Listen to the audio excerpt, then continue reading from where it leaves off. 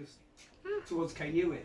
And it was all about, it was an absolutely true story that had become a fairy story. And I was just thinking about you saying this is oral storytelling. This is story from memory. Memory, folktale is memory. It's a memory of true tales and dreams. And when you put them all together and retell them as a story, they become folktale. But I always like to use pictures with mine as well, as you know, Hayley, and as some people do know. I brought along a whole load of pictures. I was going to show you, but I am going to do this next time because I'd like to keep the theme of the fairies going. So, the story I'm going to tell you comes from a man called Ifan Griffith. And Ifan was a Bard Gwylad. He was a folk poet. He was also an agricultural worker. He used to put on performances. He worked with the Earth a lot, and they put on performances up in Ynysmôn, around Llangrystiolis, where he lived. And he was an amazing man. And when when S4C began in the 1960s, Ifan was frequently seen on and he was a hell of a character back then. He mellowed a little bit as he got older. But he used to tell lots of stories, and they were always in the first person. These stories had always happened to him, never anybody else. This wasn't like a folk tale, this was a true tale. Ifan told all these stories as true. And this story is about Ifan's encounter with a fairy. The fairies, of course it is. Now, Ifan lived in a little village called Llangrystiolis, which some of you may know. And his mother had told Ifan never to cross the boundary. The boundary was the wall at the back of the church, because on the other side of the wall there was a beautiful green flower meadow, and on the other side of the green meadow, what do we always find in fairy tales? Sorry, I'm always asking you, Hayley. A deep, dark wood. Of course, a deep, dark wood. On the other side of the deep, dark wood, there was a quarry. And on the other side of the quarry was a cave. Ogof Peder Gwyrdd, Peter Green's cave. And in that cave lived the Tylwyth Teg, the fairy folk. Well, Ifan never wanted to meet the fairies because he'd been told that they stole away little boys like him and kept them for a year and a day. He liked hearing stories about the fairies, but he never wanted to meet one. But one Christmas, his mother gave him a present. And it was a very unlikely present, especially nowadays. You've got to imagine, I'm probably a bit older than most of you here. Now, he was given by his mother a gun. Okay, don't worry. This was, for those, if you are old enough to remember, they used to have little kind of plastic pistols that fired little caps. Well, they didn't actually fire anything. They were just like a little roll of caps that went crack, crack, crack when you pulled the trigger, and you could pretend. You know, and you could always see little kids, I'm afraid I probably did it myself, running around going crack, crack, crack, crack. Couldn't possibly do it now, thank heavens. But that Christmas morning, with a thin layer of snow on the ground, Ifan ran around Llangrystiolis, and he watched as the congregation went into church. And he shot all the congregation, every single one of them. He shot the vicar, he shot all the dogs, and he even managed to shoot one cat. Most of the cats were too clever, they got away. But he managed to shoot one cat. And he found himself standing by the church wall, the wall he'd been told never to cross. Now, whether it was the fact that he had in his hand a little plastic gun that went crack, but he felt empowered, and he climbed over the wall. And he walked through the green flower meadow, which wasn't green at this time. This was the middle of winter. There was a hoarfrost on the ground, and the umbellifers were standing straight like skeletons. And he came to the deep, dark wood, and it was deep and dark. And the branches and the twigs tugged at his hair as he walked through. And when he came out of the wood, he found himself in the quarry. And there, on the other side of the quarry, was the cave, Ogof Peder Gwyrdd. And in the cave were the Tylwyth Teg, the fair folk, And there were Ian, Di, Treat, Pedwar, 4 of them. 2 big ones, 2 small ones. And they were gathered around the great trestle table. And on this trestle table were all the finest foods. Oh, there was roast turkey, parsnips, potatoes. There was probably vegan chocolate cake. And the smell, oh, the smell. Because the other thing that always comes into fairy tales is, oh, the smell of food. Well, 2 of the fairies saw him, the 2 smaller ones, and they came racing over to Ifan, and they were running round and round and round him in a circle. There was a boy and a girl, and the boy stopped in front of him and stared into his eyes, and then looked down, and as Ifan looked down, the boy chucked him under the chin and laughed. The girl, she stroked his face, and when he turned his face away, she kissed him on the other cheek. Well, Ifan had never been kissed. Now, bear in mind, he was about this big, he was 8 or 9. He'd never been kissed in his life except by his mother, and he immediately fell head over heels in love. Of course he did. He'd no idea what love was, but this felt like it probably was love, and it was a good feeling. Well, all that morning they played, the 3 of them. And the girl told Ifan that her name was Juliana. And he looked at her. And he saw, this actually is in the story, Hayley. I'm not just saying this because I'm looking at you now. But she had pigtails, black hair, and she had a dark complexion.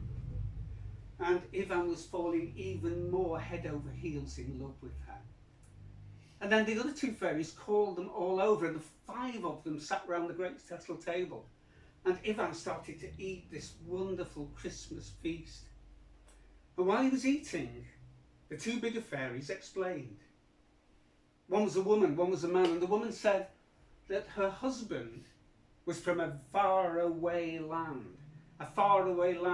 where a story called Tamlin comes from, a land called Alban, Scotland.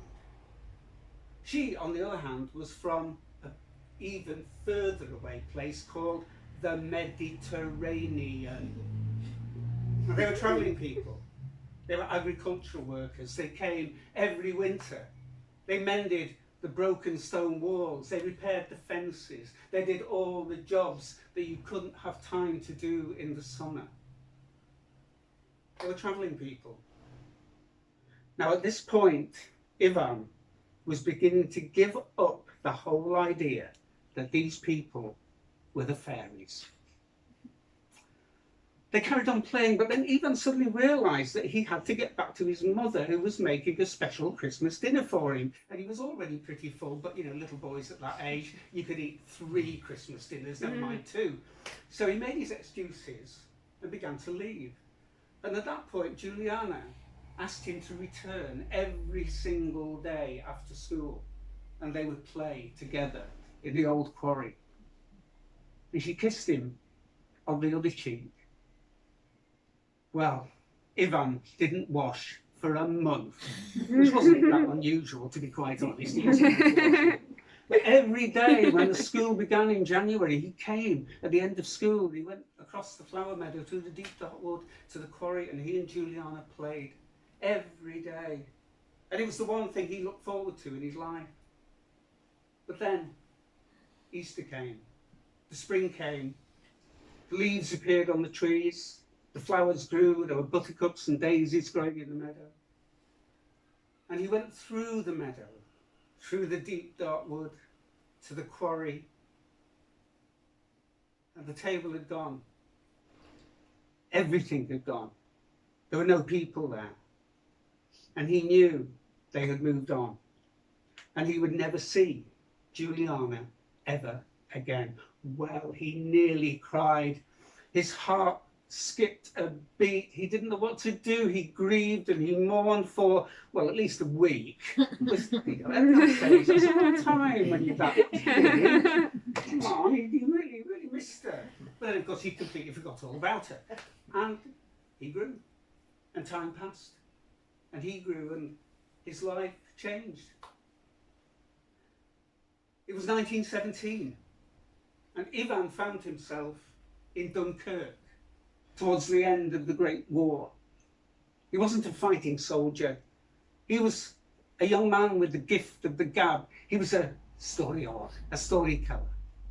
And he'd been given the job of going around all the farms around Dunkirk, negotiating with the farmers, doing the best deals on buying the finest food, the vegetables and the meat that he could buy, so that they could make great feasts for the men returning from the front, battered and shell-shocked on their way home, and the young fresh-faced men heading out to the front, not knowing what to expect. Well, Ifan prided himself. He did good deals, and they made the most wonderful feasts for the soldiers. Then one day,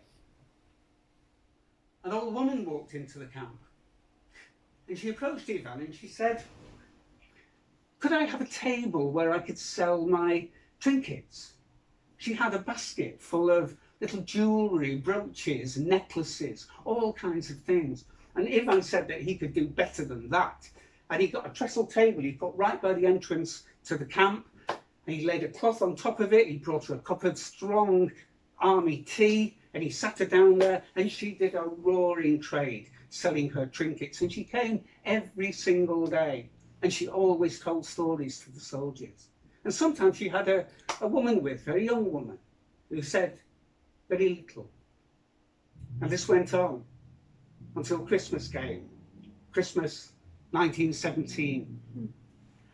Ifan outdid himself. He put on the most wonderful feast for the soldiers. And at the end, he saved 3 plates. One for the old woman, one for the young woman, and one for himself. 3 cups of strong tea, the kind of tea that you could never possibly drink these days. And they sat there, and the old woman started telling stories. And she told Ifan that she had been to every single country in Europe. She was a travelling woman. And this is not just Spain or Italy. This was the Flemish lands.